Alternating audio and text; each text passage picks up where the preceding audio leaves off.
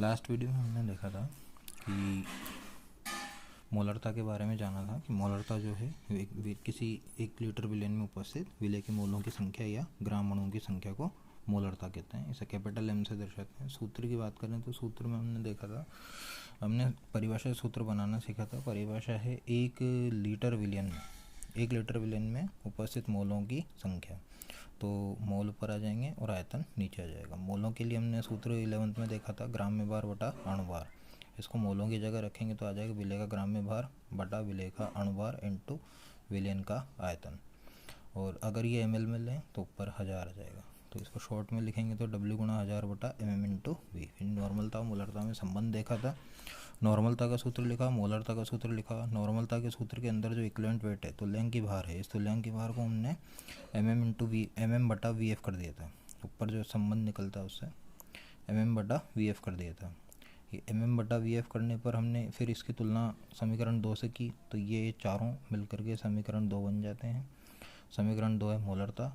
तो यहाँ से हमारा संबंध निकला नॉर्मलता बराबर मोलरता इंटू वैलेंसी फैक्टर।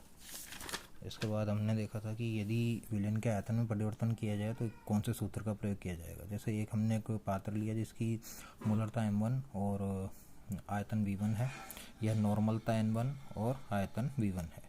उसमें V आयतन का जो पदार्थ था वो वापस मिला दिया, तो वो मिलाने पर V1 बढ़ के क्या हो गया V2। तो यहाँ से हम क्या देखते हैं कि N और M पर क्या प्रभाव पड़ रहा है। भाई N या M दोनों में क्या हो रहा है, आयतन नीचे आ रहा है। अभी सूत्र देखे हमने दोनों के, N और M दोनों के सूत्र में आयतन क्या हो रहा है, नीचे आ रहा है। अब इसको इसमें मिलाने से आयतन बढ़ रहा है, तो नीचे वाली संख्या बढ़ेगी तो इस इधर वाले का मान क्या हो जाएगा, कम हो जाएगा। तो इससे क्या हो रहा है, ऑटोमेटिक वो बैलेंस हो जाता है, पहले वाले के बराबर हो जाता है गुणा होने के बाद आयतन से। तो ये इंटू ये बराबर M2 इंटू जो घट चुका है वो, जो बढ़ चुका है वो। ठीक है, इस तरीके से दो सूत्र बन के आते हैं, M1V1 बराबर M2V2 और N1V1 बराबर N2V2। इसके बाद में हमने अगला टॉपिक हमने देखना है आज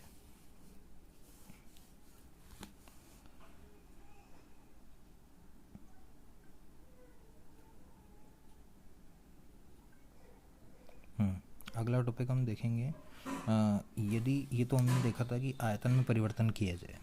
ठीक है, अब किसी अन्य नॉर्मलता या मोलरता वाला पदार्थ मिलाएं तो क्या प्रभाव पड़ेगा वो देखने। ठीक है, इसके लिए हमने क्या किया, ये लिया एक पात्र। ठीक है, इसकी जो नॉर्मलता या मोलरता थी वो N1 या M1 थी और जो आयतन था वो V1 था। ठीक, और इसके अंदर हमने क्या किया, ये दूसरे पात्र में जो पदार्थ भरा हुआ है वो हमने इसमें मिला दिया। इसकी या तो M2 या N2 है और आयतन V2 है। ठीक, अब जब इन दोनों को मिलाया तो पात्र में जो टोटल जो हो गया है वो हो जाएगा M3 इंटू V3। ठीक है, अब M3 इंटू V3 निकालने के लिए हम क्या करेंगे, M3 इंटू V3 बराबर हो जाएगा M1V1 प्लस M2V2। ठीक है, M3V3 इक्वल टू क्या हो जाएगा, M1V1 प्लस M2V2। ये आया कहाँ से, जब इन दोनों को मिलाया। तो ये तो हो गया मेन सूत्र।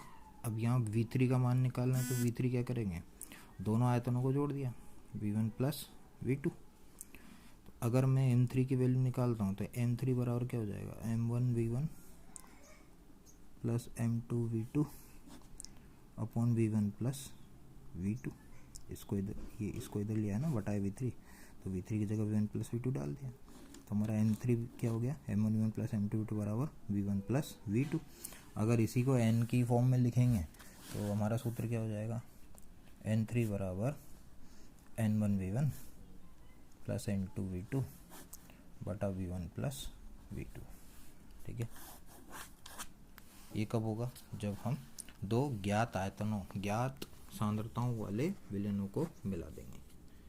ठीक है, इसके बाद हम अगला एक न्यूमेरिकल है 0.5 मोलर यूरिया विलयन के 0.5 मोलर यूरिया विलयन के 2.5 लीटर को 2 मोलर यूरिया विलयन के 500 ml में मिलाने पर प्राप्त परिणामी विलयन की मोलरता ज्ञात कीजिए। भाई हमको M1 दे रखा है 0.5, V1 दे रखा है 2.5 और V2 दे रखा है 500 ml। ठीक है, तो इससे अपन देखते हैं कि सूत्र क्या निकल के आ रहा है। देखिए क्वेश्चन के अंदर हमको M1 का मान दे रखा है, M1 बराबर 0.5 मोलर। V1 हमको दे रखा है, V1 बराबर 2.5 लीटर, जिसको हम अगर 1000 से गुणा कर दें तो ml में परिवर्तित हो जाएगा। 2.5 लीटर का मतलब हो गया, इसको 1000 से गुणा कर दो, 1 पॉइंट उड़ा दो, 2500 ml। इसके बाद M2 का मान जो है उन्होंने दे रखा है 2 मोलर, M2 बराबर 2 मोलर और V2 बराबर दे रखा है, फिर उसका आयतन कितना हो गया 500 ml। ठीक है, तो अब यहाँ से M3 ये था और इसमें ये मिलाया, अब हमको M3 निकालना। तो M3 निकालने के लिए सिंपल है, M1 V1 plus M2 V2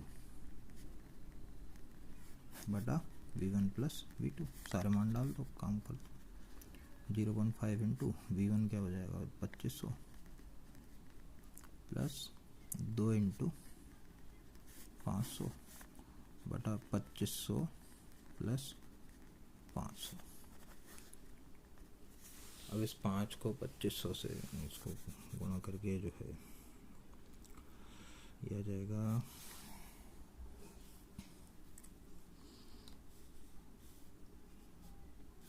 5 पंजे 25, 25 पंजे 125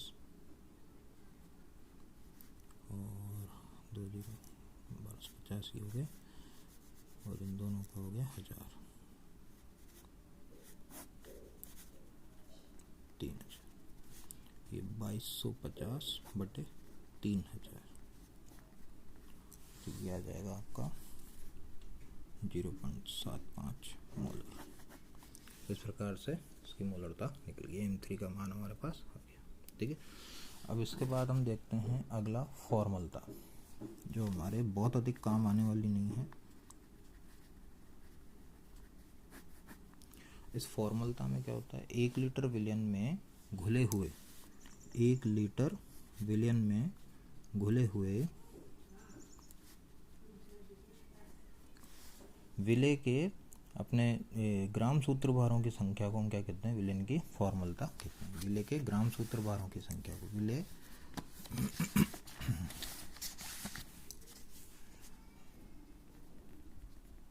विलय के ग्राम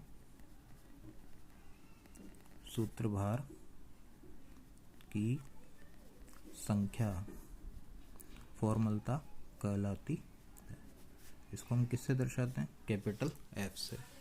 अब इसकी जरूरत कहाँ पड़ी, भाई विलयन के अंदर जब विलय का संगुणन या वियोजन हो रहा हो, संगुणन या वियोजन का मतलब है 2 अणु आपस में जुड़ रहे हो या एक अणु टूट करके 2 अणुओं में परिवर्तित हो रहा हो, तो ऐसी अवस्था को हम कहते हैं तो संगुणन या वियोजन। तो उसमें क्या होता है, अणु का सूत्रभार चेंज हो जाता है, अणु का भार चेंज हो जाता है। तो भार चेंज होगा तो वहाँ पर सिर्फ हम क्या करेंगे, जो अणुभार हम बार बार सूत्रों में ले रहे हैं, मोलरता के सूत्र में, नॉर्मलता के सूत्र में जो अणुभार या तुल्यांक के भार शब्द ले रहे हैं, तो उन दोनों शब्दों की जगह हम किसको प्रतिस्थापित कर सकते हैं, सूत्रभार को। किसको प्रतिस्थापित कर रहे हैं, सूत्रभार। क्यों कर रहे हैं, क्योंकि जैसे ही वो टूटेगा या जुड़ेगा तो उसका सूत्र चेंज हो जाएगा, या तो दुगना हो जाएगा या आधा हो जाएगा। तो टूटेगा या जुड़ेगा तो सूत्र पे सबसे प्रभाव पड़ेगा, सूत्र पे प्रभाव पड़ेगा तो सूत्र को भार से गुणा करके जो भार निकाला जाता है वो सूत्र भार कहलाता है, तो उस पर प्रभाव पड़ेगा। तो चेंज कौन हो रहा है, सूत्र भार। अणुभार या परमाणु भार या उन पर कोई प्रभाव नहीं पड़ रहा। तो फॉर्मलता का प्रयोग कहाँ किया जाता है, जहाँ पे सूत्र में परिवर्तन हो रहा हो और उसकी वजह से सूत्र भार में परिवर्तन हो रहा हो। तो यहाँ पर हम फॉर्मलता का सूत्र देखेंगे कि वही विलय का ग्राम में भार W बटा विलय का सूत्रभार गुणा आयतन। ठीक है, विलेय का ग्राम में भार बटा विलेय का सूत्र भार इंटू आयतन बटा वही 1000 अगर ये ml के अंदर है तो। शॉर्ट में लेना चाहें तो W गुणा 1000 बटा सूत्र भार को हम जो है फॉर्मूला वेट पे कहते हैं FW इंटू आयतन ml। ठीक है, ये हो गई हमारी फॉर्मूला।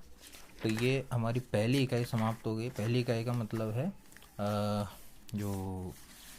हमने भार आयतन जो इकाइयाँ देख रहे थे वो हमारी समाप्त हो गई है। भार आयतन इकाइयों के समाप्त होने के बाद में हम अगली चीज़ हम देखेंगे, इस पर आधारित कुछ न्यूमेरिकल्स हैं वो देखते हैं।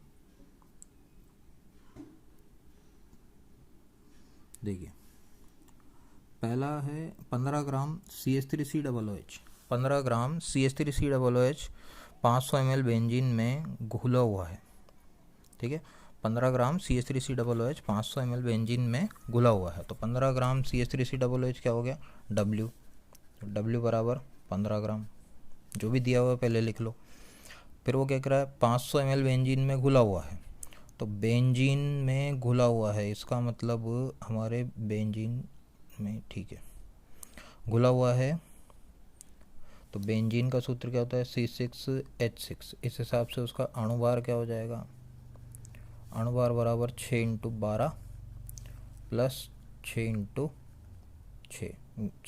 1। तो 12 × 6 72 और 6 हो गया 78।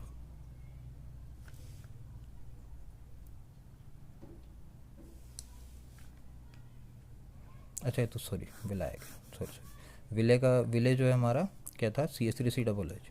तो CH3COOH का हम अणुभार निकालेंगे। 2 कार्बन है तो 2 × 12 प्लस 2 ऑक्सीजन है तो 2 × 16 प्लस 4 हाइड्रोजन है तो 4 × 1। तो ये हो गया तुम्हारा 60। ठीक है, 60 ग्राम प्रति मोल। अब दूसरी चीज़ तुमसे बोला, इस विलयन की फॉर्मूलता ज्ञात कीजिए यदि बेंजीन में CH3COOH द्विलक का निर्माण करता है। यदि बेंजीन में CH3COOH द्विलक का निर्माण करता है। अब इस बात का मतलब ये है कि द्विलक जो होता है, द्विलक का मतलब होता है 2 गुना, यानी जो उसका जो अणुभार होगा वो कितना हो जाएगा, 2 गुना। क्यों हो जाएगा, क्योंकि 2 अणु जुड़ करके द्विलक का निर्माण करते हैं। तो हमारा जो सूत्र भार हो जाएगा वो क्या हो जाएगा, सूत्र भार बराबर 2 × 60 बराबर 120 ग्राम प्रति मोल। ठीक है, सूत्र भार आ गया, W आ गया, सारी चीज़ें। अब क्या बस मान रखना और सूत्र आंसर निकालना। F बराबर W गुणा 1000 बटा फॉर्मूला वेट इंटू आयतन। W कितना है उसका दे रखा 15 ग्राम गुणा 1000 बटा सूत्र भार अभी निकला था 120 इंटू आयतन कितना था इसका, 500 ml बेंजीन, 500 3 0 से 3 0, 5 से 3 बार, 3 से 4 बार, 1/4 बराबर 0.25 फॉर्मल। ठीक है, 0.25 फॉर्मल। ठीक है, पहला क्लियर। दूसरा इसी पर आधारित एक और न्यूमेरिकल दिया हुआ है, पहले न्यूमेरिकल को सुनेंगे। 12.2 ग्राम बेंजोइक अम्ल, 12.2 ग्राम बेंजोइक अम्ल 250 ml जल में, मतलब आपको W दे दिया और V दे दिया, 250 ml जल में घुला हुआ हो तो इस विलयन की फॉर्मूलता ज्ञात कीजिए यदि विलयन में द्विलकीकरण हो रहा हो। वही द्विलकीकरण या द्विलक एक ही बात है। तो द्विलकीकरण अगर हो रहा हो तो उसका हमको क्या ज्ञात करना है, फॉर्मूलता ज्ञात करनी है। इसमें W कितना दे रखा है, W हमको दिया हुआ है 12.2 ग्राम। आयतन V हमको कितना दिया हुआ है, 250 ml। ठीक है, अब हम क्या करेंगे, सबसे पहले उसका अणुभार निकालें। अब अणुभार निकालने के लिए बेंजोइक अम्ल का सूत्र होता है C6H5COOH। इसका अणुभार हम ज्ञात करेंगे तो अणुभार आएगा हमारे पास, बस 7 तो कार्बन हो गए, 12 × 7 और 7 ही हाइड्रोजन, 7 हाइड्रोजन हो गए, 7 × 1 प्लस 2 ऑक्सीजन हो गए। तो इन सबको जोड़ देंगे तो ये हमारा हो जाएगा मतलब 122। ठीक है, 122 ग्राम प्रति मोल। अब इसके बाद में हम अगला स्टेप क्या उठाएंगे, अब आप क्या बस फॉर्मूला उसमें डालो वैल्यू। फॉर्मूला क्या, W गुणा 1000 बटा फॉर्मूला वेट इंटू आयतन। W कितना दे रखा है, 12.2 गुणा 1000, और फॉर्मूला वेट कितना आया अभी 122, और उसका आयतन कितना है 250। इससे इसको काट दो 4 बार, पॉइंट उड़ाओ, 1 0 नीचे आएगा,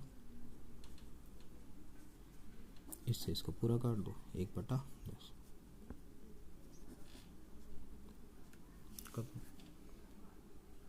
ठीक है।